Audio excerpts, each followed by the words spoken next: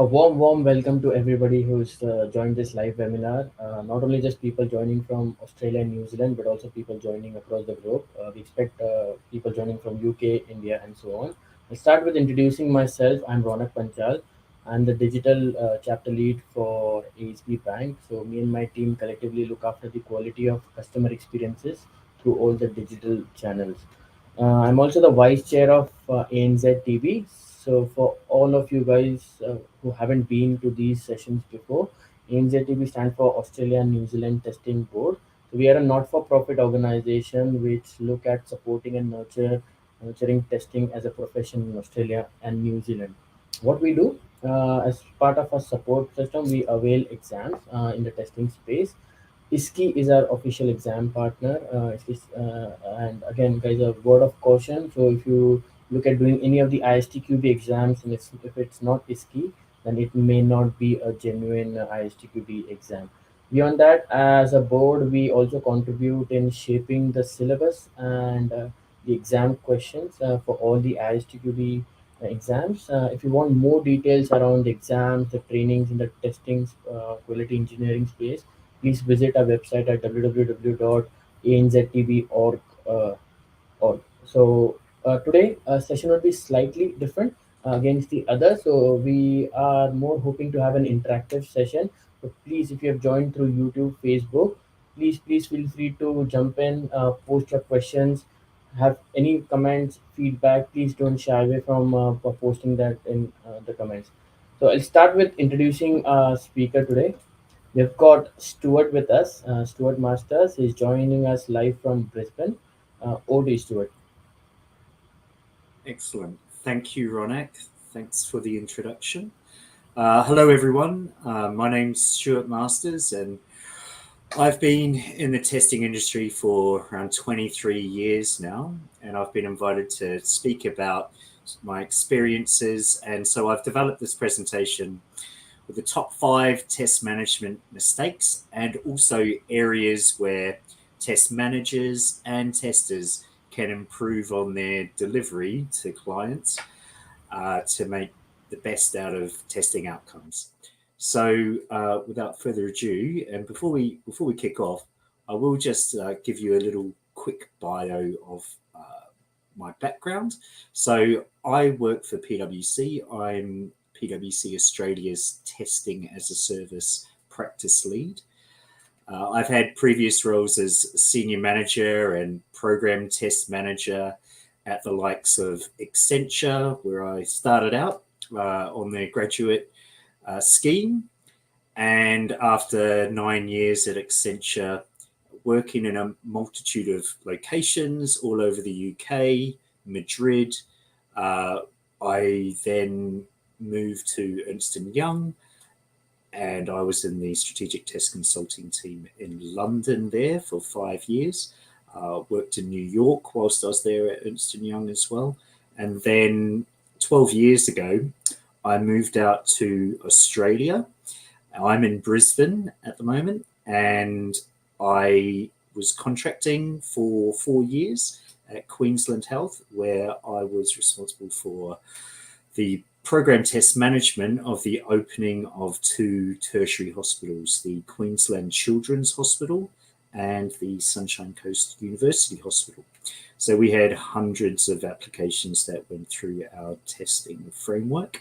And I'm happy to say that both hospitals opened successfully, and patient safety was kept up, and no one actually died on my watch. So pretty pleased with that one. So yeah, you can see in terms of industries, I've worked largely in financial services. So in London, a lot of that was investment banking, retail banking, and insurance. I was also program test manager for the development of a new British passport, and talked about the hospitals. I've also worked in defence, education, and retail in Australia. So my testing specialisms is obviously test assurance, where over the last 5.5 years, and before that in terms of test delivery, I've had oversight of testing on hundreds of different projects across many different industries. So test assurance is a really important and growing part of our profession, whereby certainly in government, where there are very expensive multi-million, sometimes billion-dollar programs of work, some government agencies actually require assurance over their work to make sure they're held accountable and there's an independent lens on the testing and project and program and portfolio delivery of work. So just a bit about myself in terms of hobbies. I am quite big in triathlon. I love scuba diving. You can see there a picture of myself and my daughter, Morea, scuba diving last year on the Great Barrier Reef. I'm originally from New Zealand, so therefore, naturally, I'm a massive All Blacks fan. And whilst I was in England, I became a huge Leeds United fan for my sins. I love cricket and I absolutely love traveling. So I've traveled around the globe for about 3 years in total when I was a bit younger. And if there's one thing I'd actively encourage everyone to do is strap on the backpack now that COVID is hopefully over and get out there and explore this amazing world that we live in. My wife, Lizzie, I've been with her for over 23 years. Been married for 15 years, and my 2 children, Maria and Milo, you can see in the picture there. And you can tell how old that picture is of me there in London back in the day, because not only do I look a lot slimmer and trimmer, but you can see the walkie-talkie building in the background is still being constructed back then. So that tells you how old that picture is. But anyway, I digress. And let's move on to the topic in hand. So as I was mentioning, over my career, having worked in a multitude of different industries, seen the emergence and decommissioning of many technologies and the evolution of different project delivery methodologies, it's become clear that no matter what industry, technology, or methodology we use, the core testing principles and objectives remain the same. And they are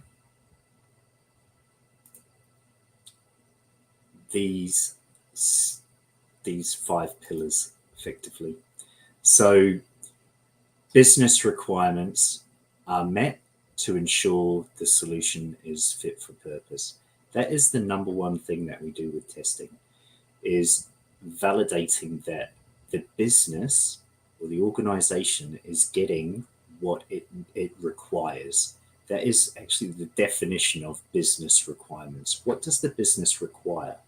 And that's not only from a functional perspective, in terms of functional requirements, so what the system actually is meant to do. When I click this button, this happens. It takes me to this next screen. I can send emails, I can send reports, I can send invoices, I can send bank transactions, etc. But also the non-functional requirements in terms of performance, screen response times, disaster recovery, security, etc., etc. So what does it actually need to do?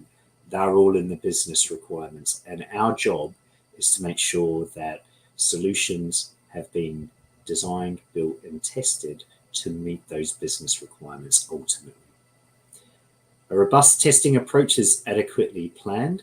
So this is all about the test approach. So there's no point in having a plan if you're not going to stick to it. And I understand that plans can change and we can be agile in changing our plans, but ultimately those plans need to have a defined scope, what's in and what's out.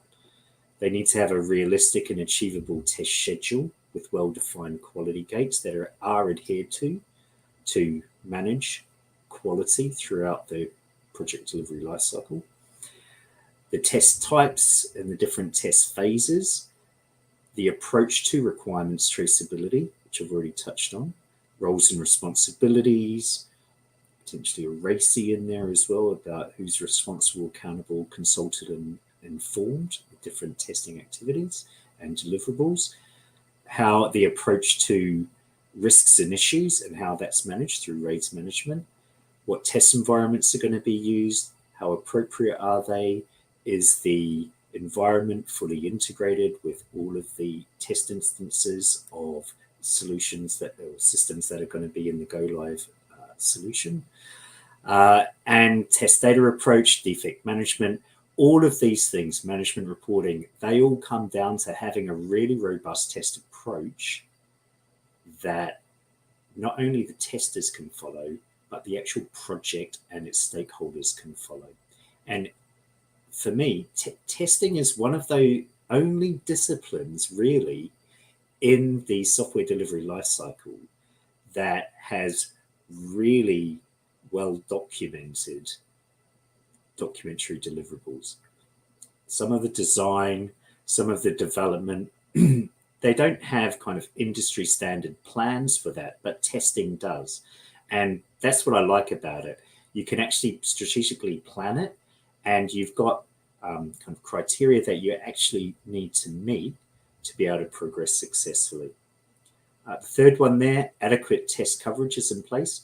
We've talked about business requirements needing to be met.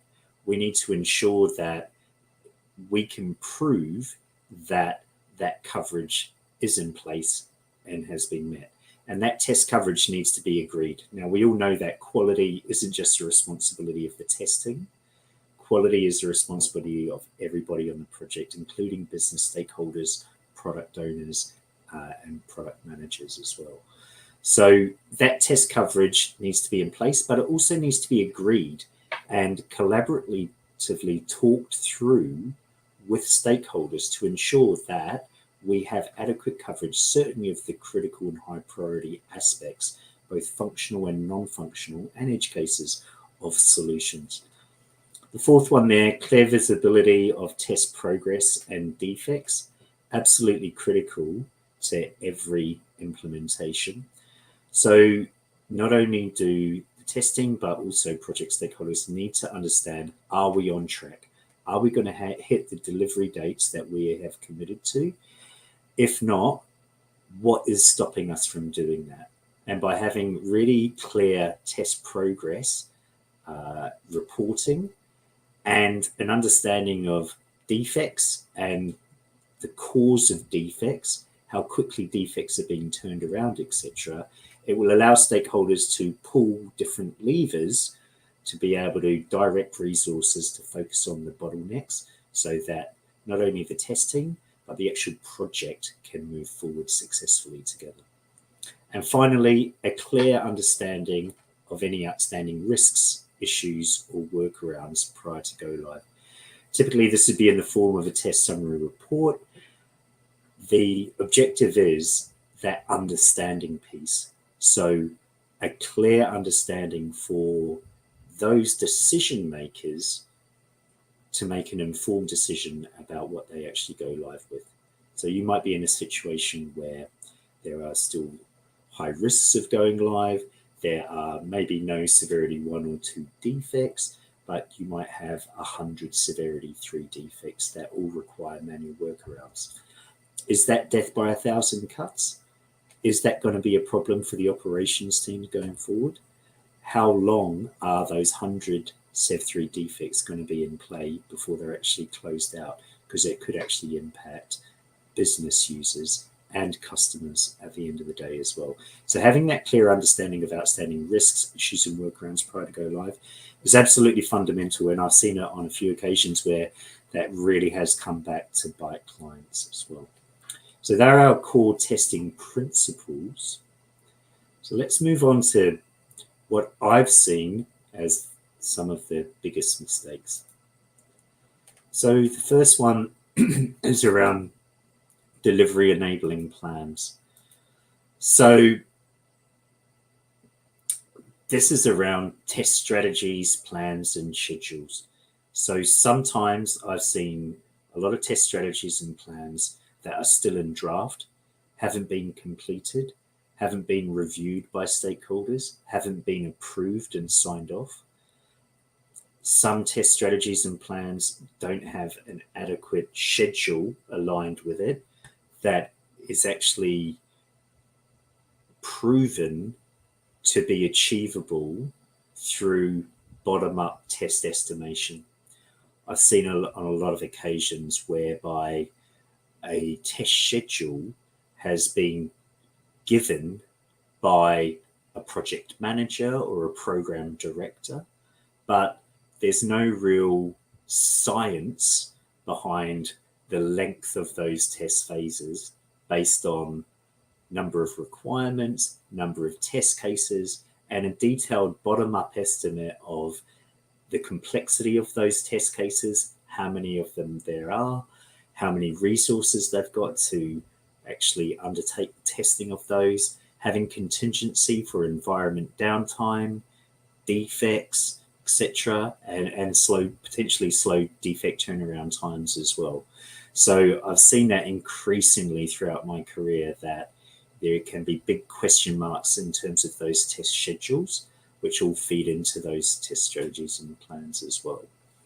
So that's something that I think, as test managers and testers, we need to be more on top of and really use the data that we can get from those bottom-up estimates to put into our management reporting to really bubble up risks around test schedules. Often I've seen unclear test priorities. So you may have a number of functional areas that need to be tested. You may have a number of end-to-end business processes you need to be tested, and you've got a tight schedule, but it doesn't really give you clear priorities of what is absolutely critical to the business to be able to function when they go live. So having really clear test priorities, critical, high, medium, and low, so that you've actually got some flexibility in your test schedule, such that we know that testing more often than not gets squeezed at the back end of program and project delivery. So what are we going to do about it? Well, are we just going to be burning the candle at both ends and trying to work 12, 16 hours a day, working weekends? I know there's always ups and downs, peaks and troughs, etc., but realistically, that's not good for anyone's longevity and mental health. And projects won't want to increase the number of resources, etc. So, you need to look at the iron triangle. So is it something you do with the actual scope?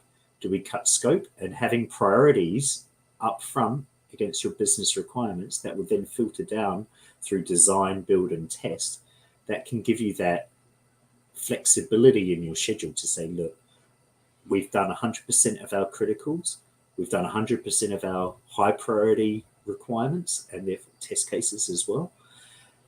Let's leave the priority 3s and 4s to a point release go live, because it's been the business that have identified what are the key priorities for their business. They know it better than anyone else.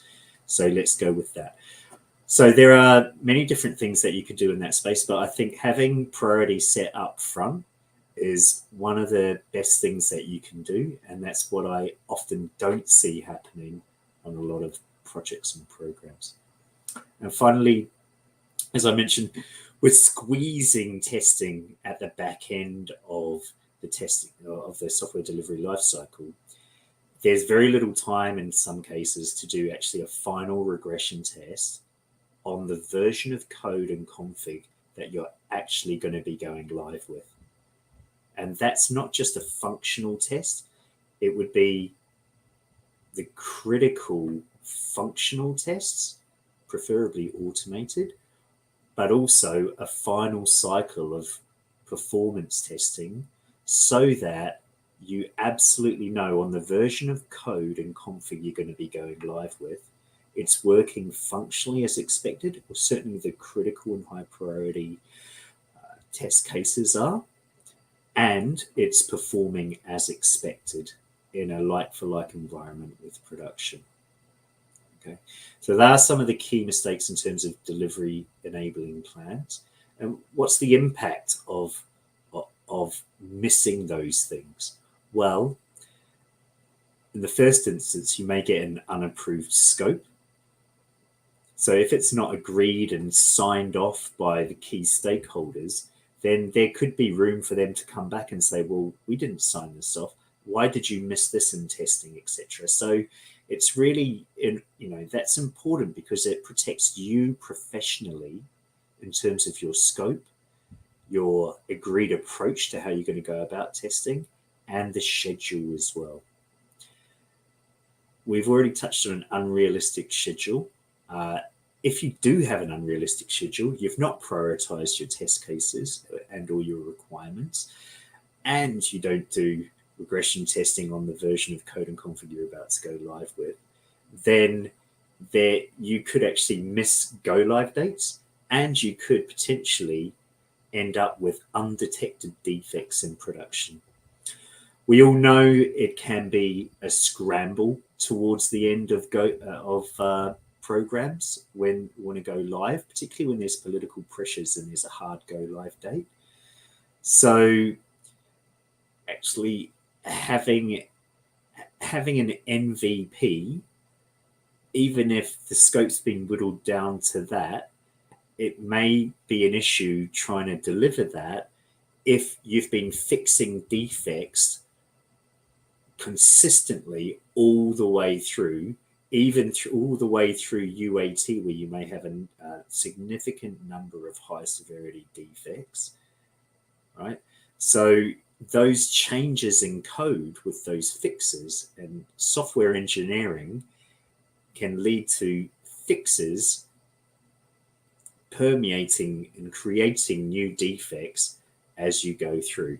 So you could end up with defects and not know about it in work functionality that was previously working. And that's the importance, obviously, of regression testing, a final cycle of regression testing prior to go live. So those undetected defects are detected prior to actually going live. So my recommendations, as I said, really complete, review, and approve documentary deliverables. Undertake detailed bottom-up test estimates for a test schedule that's realistic and achievable. Prioritize your requirements and their associated test cases, and regression test critical and high priority tests prior to go live. That's all about preparation. And as we know, a lot of testing in our industry is all about the preparation. And as Benjamin Franklin said, by failing to prepare, you're preparing to fail. And I also think it was actually Roy Keane that said that as well, the footballer from Manchester United. Fail to prepare, prepare to fail. So that's number one. Let's move on to number two. Requirements traceability. So there's quite a few things here that I will look to unpack. So the first one is around poorly documented and unclear functional and non-functional requirements, and also business processes.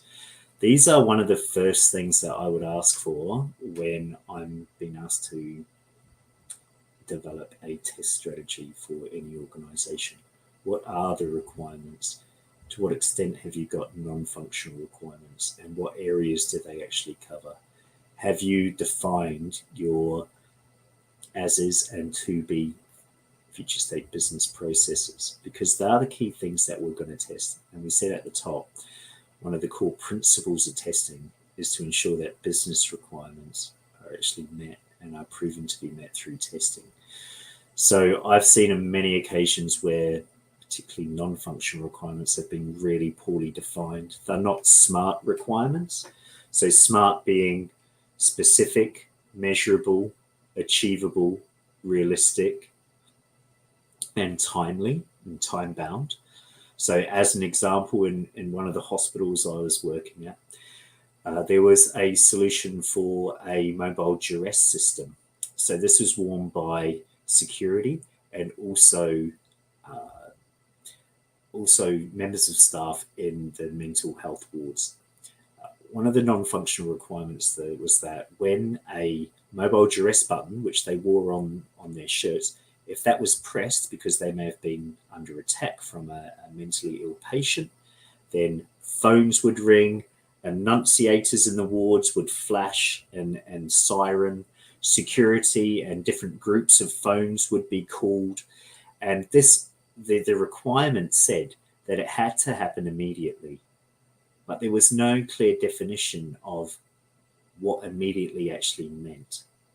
So when we actually tested it, it turned out to be around 9 seconds from pressing the button to all of these things, these different parameters actually triggering.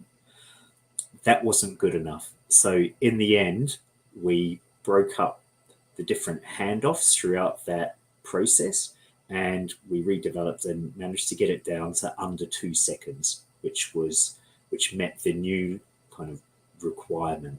So that's just one example of patient safety, staff safety solution that could have gone really badly wrong if we hadn't gone back and redefined those poorly defined non-functional requirements. So that's really important because we can then prove the solution is fit for purpose. Also, not clearly trace tests to prove solutions are fit for purpose. Sometimes we might actually say, oh yeah, we've got acceptance criteria for all of our user stories. They're reviewed by the product owner, etc.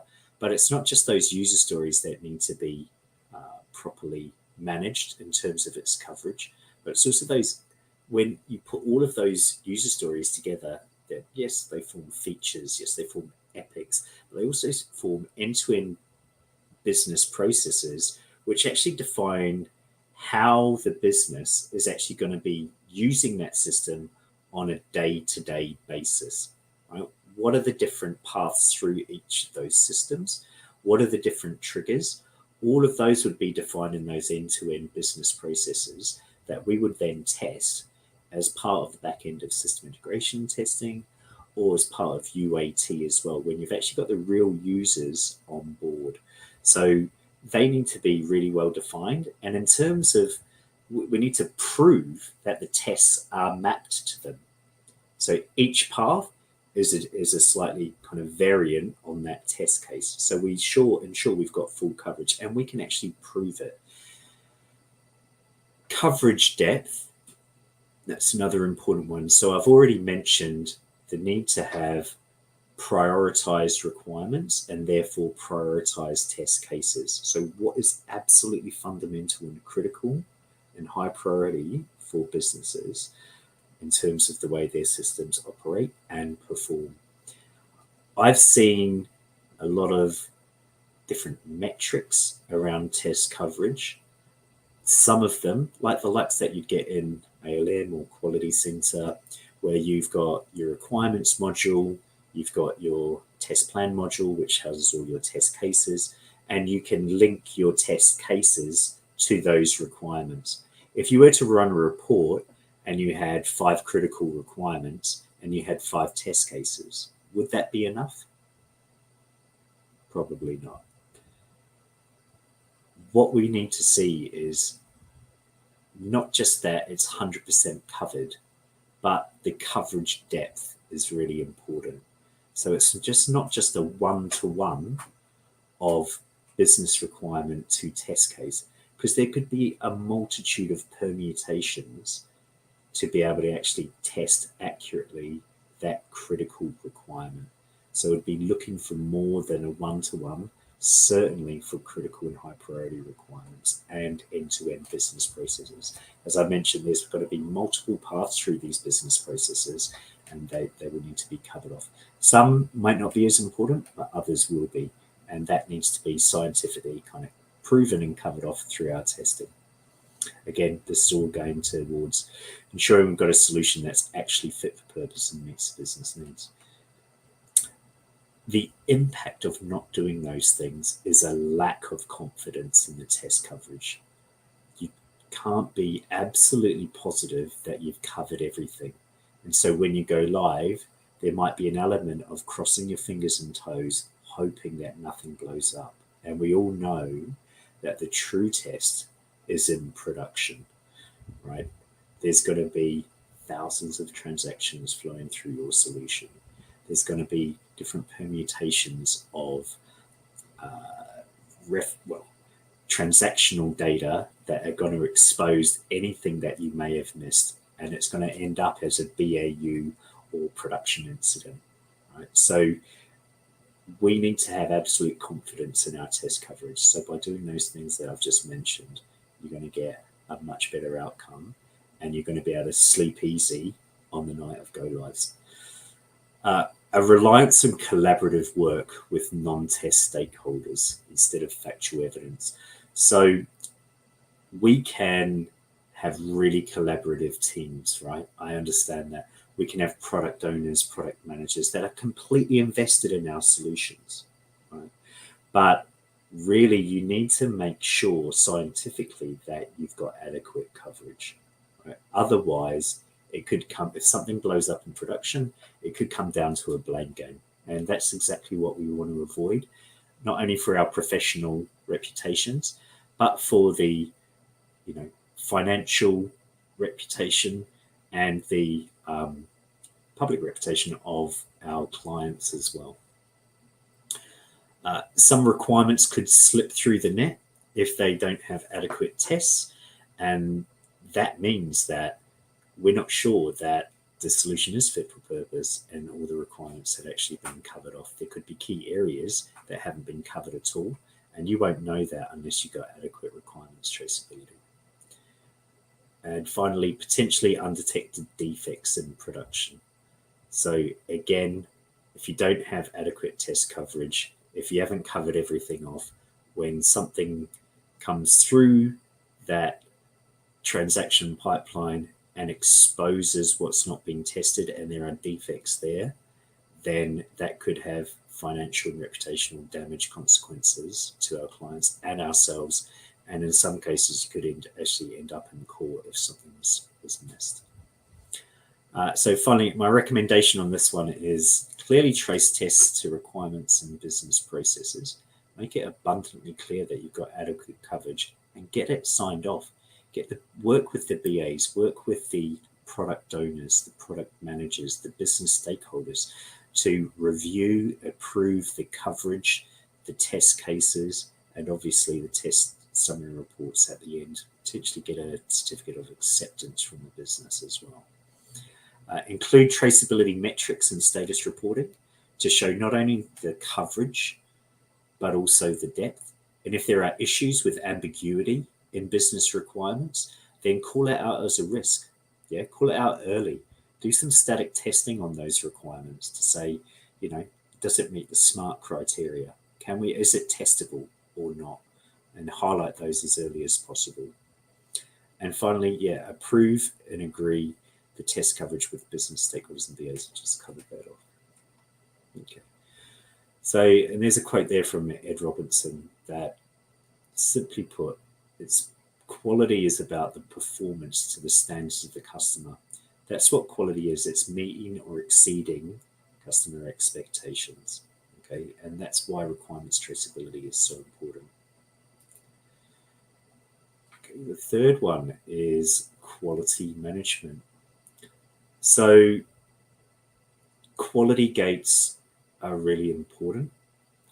Poorly defined and governed quality gates can be an absolute disaster. So we are all going to be aware of definitions of done, definitions of complete, definitions of ready, etc.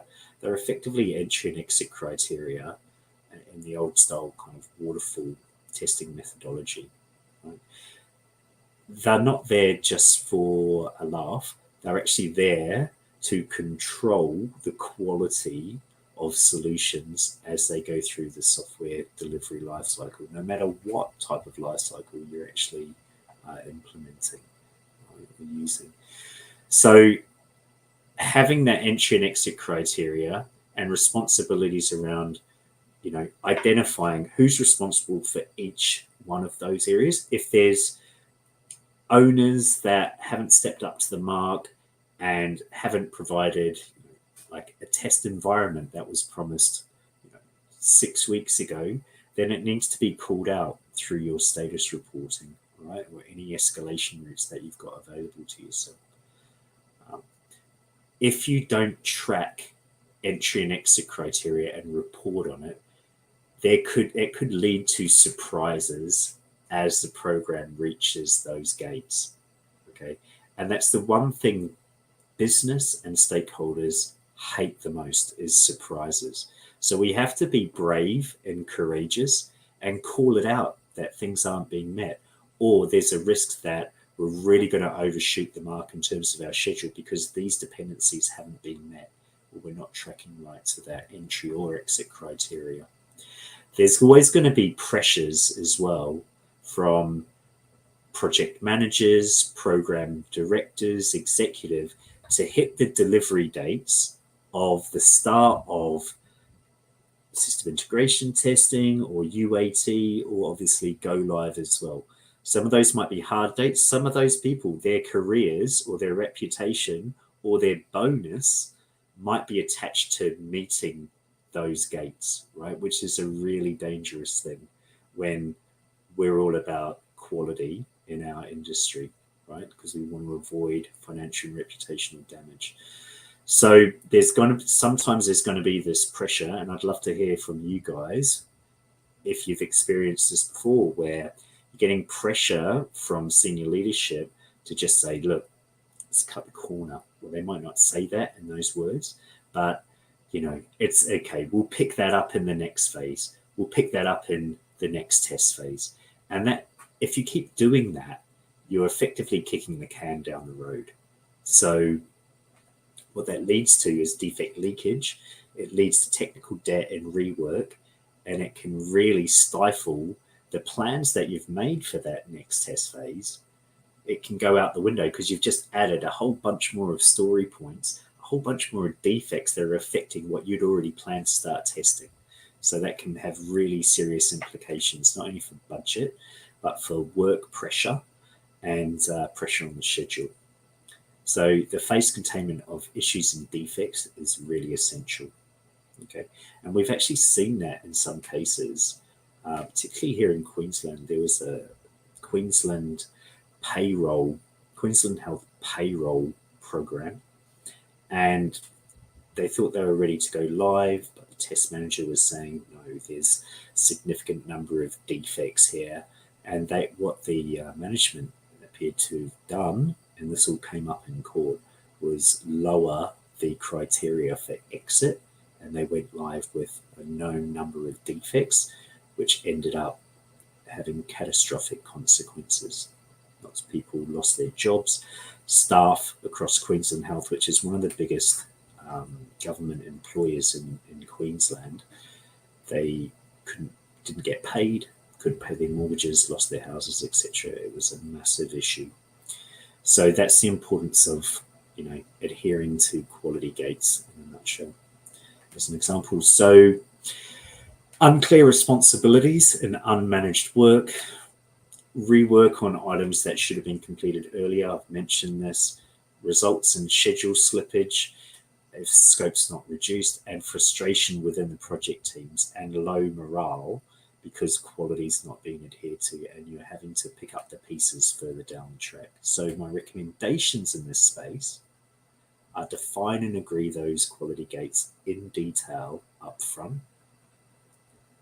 Help ensure management enforce those quality gates. And if they don't, make sure there's some kind of means of escalation where you can raise the risk. Obviously, it's up to management to make informed decisions, but you need to make sure that you're covered professionally to make sure that your voice is being heard and those risks are being escalated up. And I'll come on and talk a little bit more about how you can effectively do that if you feel a little bit powerless in your role as well. I'll come on to that in the next section. If necessary, push back on pressures with clear data-backed logic. So use simple graphs to show, look, we were undercooked in terms of delivering the number of story points or test cases over the last 3 weeks. That's going to mean we're going to need to catch up with that later. We've got limited number of resources. We're already at 100%. You could graphically show that and what the impact of that would be, because picture tells 1,000 words. And so they are some of the simple ways to get your point across to senior management to ensure that the risks are fully understood. Okay, so next up, decision enabling status reporting. So for me, status reporting can be extremely powerful. And you can see the quote there: knowledge on its own is nothing, but the application of useful knowledge, now that is powerful.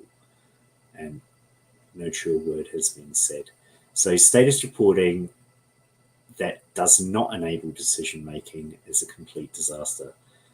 Missing key metrics, data, commentary in status reports to clearly show the themes in terms of challenges and bottlenecks that are arising through your project and program delivery. They're the things that key stakeholders need to hear. Everyone wants delivery to go really smoothly. Everyone wants to hit their go live date with the appropriate amount of quality and scope being delivered, right? But if they're not aware of these things, they can't do anything about it. So it's our job to make sure that they have the right metrics, they have the right data, and you're bubbling up these challenges and themes that you're seeing in your work to ensure that they are aware of those things and they can actually affect it and do something about it. So examples might be test coverage. Have we got adequate test coverage? What's the state of the requirements as well? How are we doing plan versus actual progress? Often I'll just see snapshots of we've done 200 test cases, 180 of them have passed, 15 have failed, but it doesn't give the big picture. Are we actually on track or not? Having those small snapshots like that doesn't give the full picture of how we're traveling towards the end goal, having everything complete. Risks and issues, I've mentioned that. They need to be in those status reports to make it very clear. Even things like the number of tests blocked by defects to help the development team prioritize what needs to be fixed first and foremost. What the defect turnaround times are like. Are the development team doing enough to actually turn those around in a timely manner for you to be able to progress with your testing? What's the root causes of defects?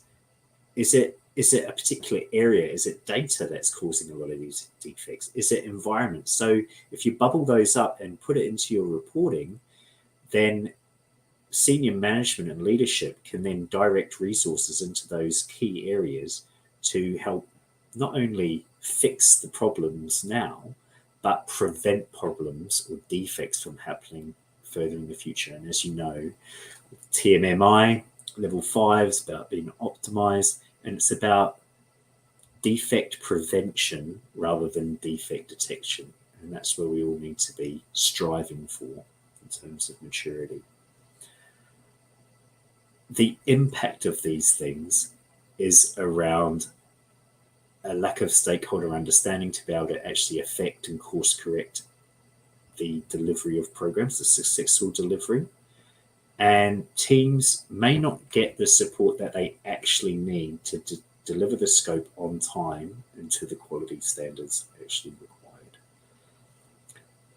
Some of the key reports are obviously around status of entry and exit criteria, but also test summary reports. So showing the actual results, showing the residual risks, articulating what those manual workarounds would actually be. Often I'll see no manual workarounds or no workarounds at all, even though there are 50, 80 outstanding defects. They haven't actually been addressed. So what does that actually mean for those business users that are going to be using that solution at go live? So my recommendations in this space would be to include those key metrics, the data and the commentary in status reporting. A lot of times I just see numbers that can bamboozle senior stakeholders. It means nothing to them. Having some plain English or whatever language that you speak, commentary on what the issues are, how you're tracking, and being realistic about it to make it really simple for those stakeholders who may not be very technical. They may be more business minded. That will go a long way to getting your message across about where you need assistance and support. Using a test management tool to reduce the overhead of status reporting. Seeing many different versions of status reports, a lot in Excel, a lot in PowerPoint, which is still pretty good, but actually getting the raw data into a state where you can easily report on all of these different metrics. Really want to be looking at a test management tool to help take that burden away of, after a long week or a long day, having to spend more than an hour to pull together a status report. And like I said, use business impacts and simple language and formats to get key points across. If you actually use the business impacts to say, look, this is, what does it actually mean for the business? What does it mean for the go live date? Does it mean we're not going to hit it? Does it mean we're going to hit it, but not with all of the scope? So you got to turn your technical talk into what does it actually mean for the business when they go live, and make it really simple. Okay. Right. And finally, the fifth one is influencing project and business stakeholders. So we've touched on elements of this. Often testing is test managers, test strategies are undertaken halfway through delivery. It's a bit of an afterthought, and this is like a perennial issue or challenge that we've got in our industry. Not gaining buy-in for testing from the outset of a project. Often testing can be seen as a bit of a hurdle to delivery. And I think that's because a lot of program directors and program managers may have been development team leads in the past, I'm not so sure, but there's so many opportunities of value creation of having the right testing resources in from the beginning of a project. When I finished at the Children's Hospital here in Brisbane and I moved on to the Sunshine Coast University Hospital, I was there from day one.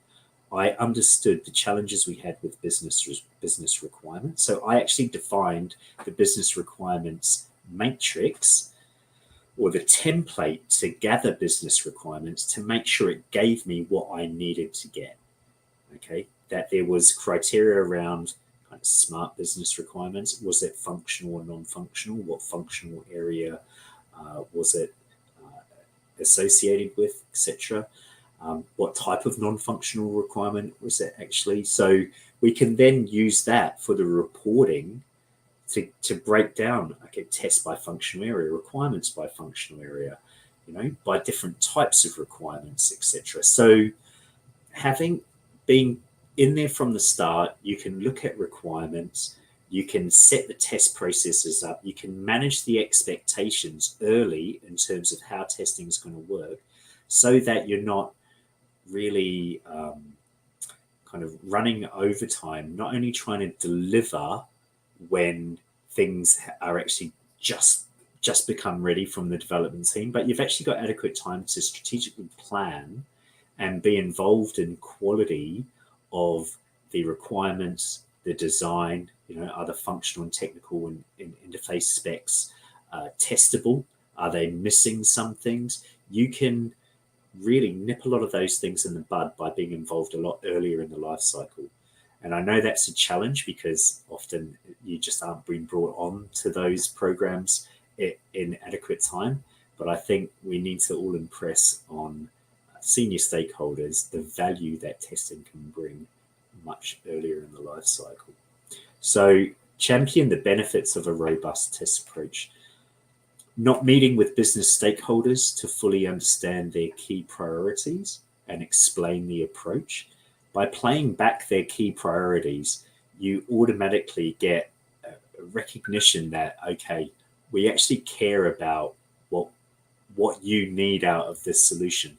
And then from then on, having regular catch-ups with those business stakeholders to say how things are going, how things are looking. Obviously, retrospectives and demos play a part in that, but really having that ongoing engagement with business stakeholders, because ultimately they're the ones that are going to be signing off UAT and seeing. You need to start building really strong relationships with those people.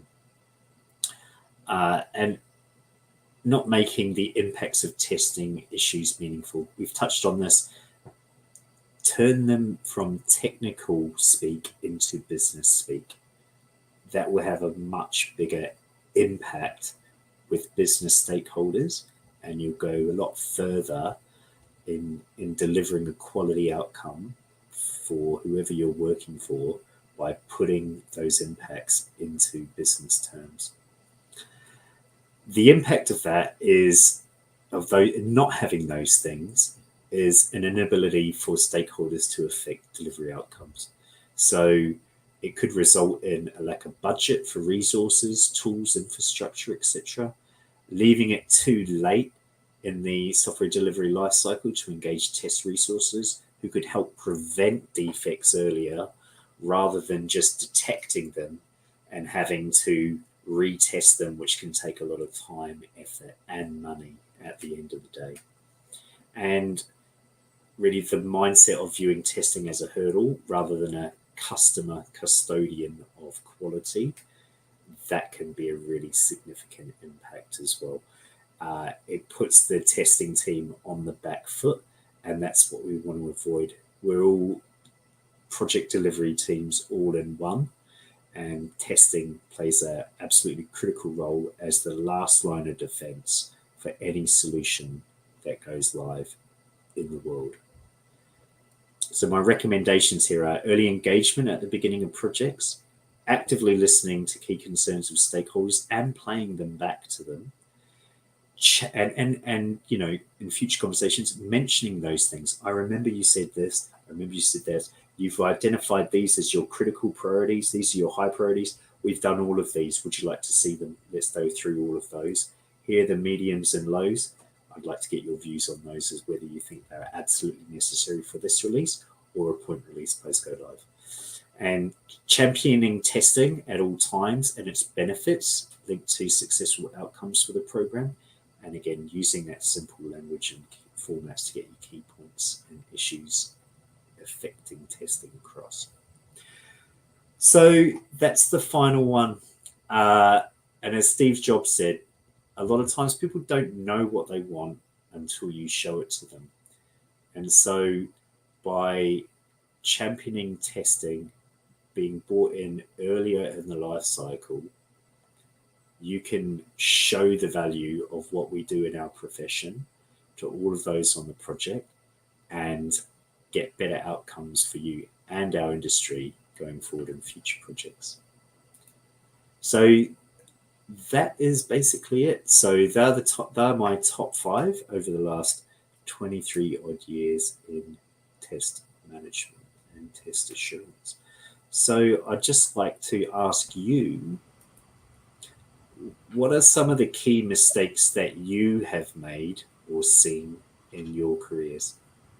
And I'm happy to hear from those in the chat or the messages, and or if you've got any questions, happy to field those too.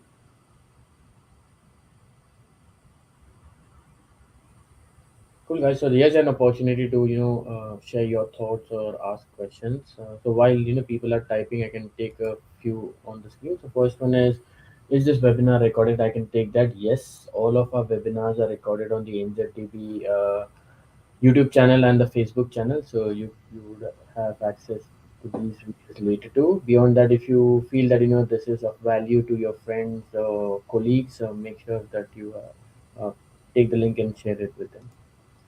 Thank you. Good question, Saurabh. There's another one that's for you, Stuart. Do you have any recommendation on good test management tools?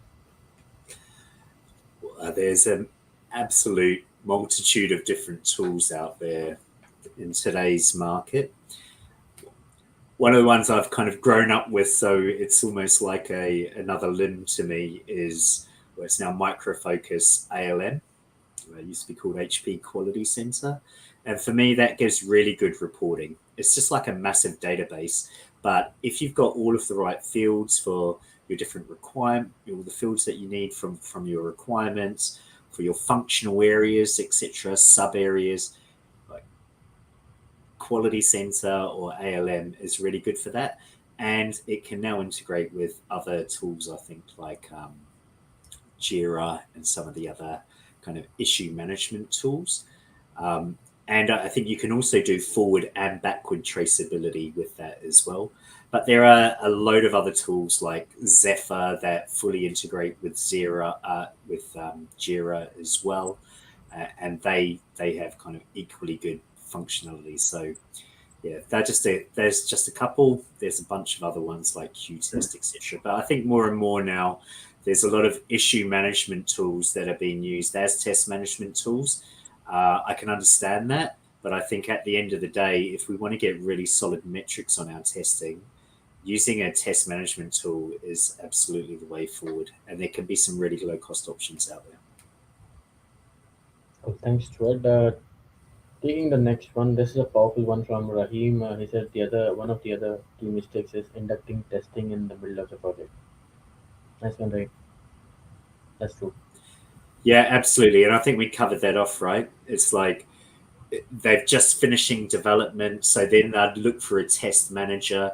So you coming in, and you're not only having to define the way you're going to test, all of your resources, your schedule, everything. There's a ton of planning that needs to be done in that at that time, but they're getting you in to actually start testing straight away. It's just not good enough, right? So the expectations need to be managed before you're actually onboarded to really be very clear on the responsibilities and almost like a really kind of streamlined approach to that to make sure that you're going to get a quality outcome at the end of it. So you just need to try and buy as much time as you can so you can actually do some strategic planning around your test delivery.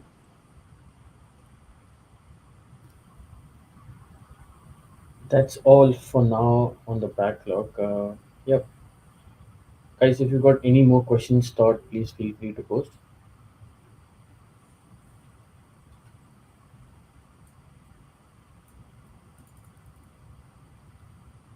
There's another one says lack of poor test basis. Yep, absolutely. So we kind of covered that off. Yeah, absolutely.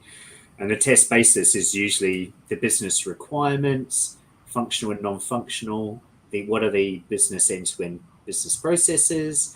Also, uh, you know, the quality of the functional specifications, technical specifications, interface specifications, so that we've got adequate test coverage of all of those things, so we can actually test how it's supposed to be working. So I agree with you there. Here's another one. What do you think with emerging technologies of test ops? Will it give edge on how currently testers are working? Obviously, we kind of touched on it at the start. There's so many different new emerging methodologies. Obviously, DevOps, the CI/CD approach, etc. And it's all good, but it really comes down to the fundamental core principles of testing is to make sure that you meet your business requirements. If those technologies can do that and have an auditable history and the checks and balances in place to ensure that those requirements are covered, then that's going to be successful, right?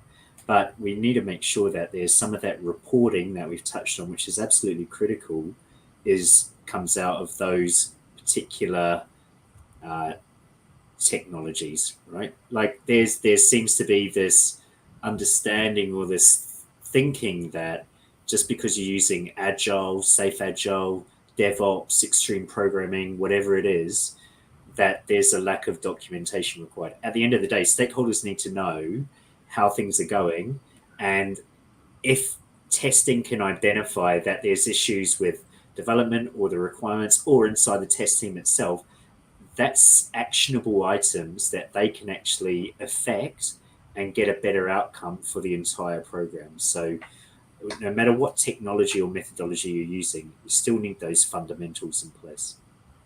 True. Just in the interest of time, we'll just take this last one before we wrap up. So, Web Spider says typically you would be told to test, not think. Not rethink. Yeah, sometimes, but that's our job, right? And that's what I really want to get to with the industry is like really pushing the value of testing. It's a value creator. So if we can go from defect detection to defect prevention by engaging earlier in the life cycle, identifying risks, issues, bottlenecks, early, then we're going to start changing people's perceptions of testing. And these things like the Optus data breach, the Medibank data breach, I know a lot of that's all cybersecurity, but that helps our cause because all of these are massive companies that are being burnt by it. Lots of people are losing their jobs over it in terms of like senior execs. So it actually is now on the agenda to get testing right. And that's a good thing for us in our industry.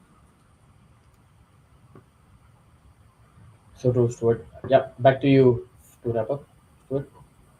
Yeah, well, thank you all so much for your time. Really appreciate your comments and your feedback. And yeah, I think we're just on the hour now. So yeah, thanks very much, and look forward to the next one sometime in the future. I'd like to thank ANZTB and Ronak for having me on board, and yeah, look forward to future conversations with you all. So Yeah. thank you very much. Thanks, Stuart. A big thank you to you, Stuart. You're a busy man, so thank you for making time, and it was really insightful. So thank you so much. Yeah, and that's it from us. So, guys, we look for presenters for this forum. So this is our forum. So if there's anything that you'd like to present, please feel free to reach out to me or to info@nztv.org, and we'll be more than happy to sign you up to have something presented on this forum. That's us. That's all from me. You guys all have a good evening. Take care. Bye.